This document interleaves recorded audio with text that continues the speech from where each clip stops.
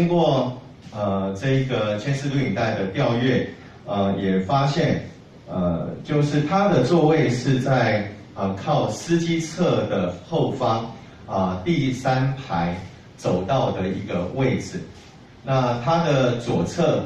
是第16个上车的男性的民众。那因为只有拍摄到背影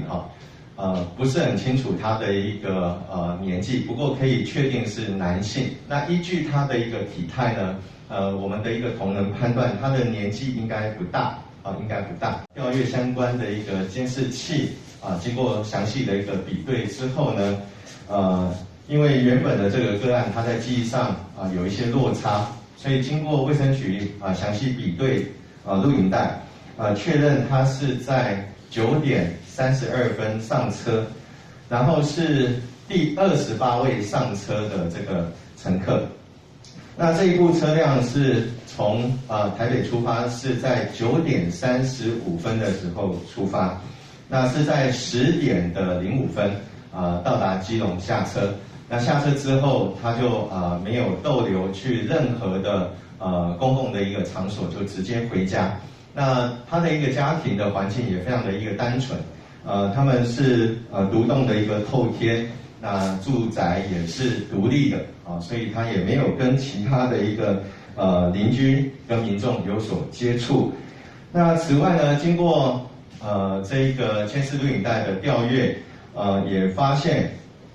就是他的座位是在靠司机侧的后方第3排走道的一个位置。那他的左侧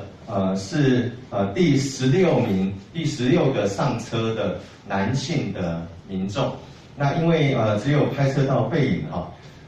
不是很清楚他的一个年纪，不过可以确定是男性。那依据他的一个体态呢，我们的一个同仁判断他的年纪应该不大应该不大。所以这大概是这个确诊案例他搭乘国光客运时候的一个状况那所以我们还是呼吁因为经过昨天CDC 的感染医师的一个专业的判断，认为说这个确诊的案例应该风险不大所以我们在昨天就已经匡列司机然后进行居家隔离。那另外还有一位可能需要这个匡列的，就是在他的座位的左手边的这一位男性的一个民众那他们2位是比较有风险，其他的民众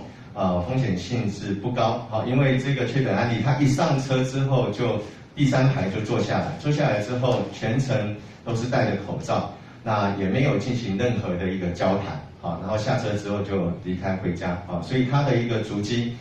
非常的单纯，没有趴走，也没有到任何的一个卖场或者公共的一个场所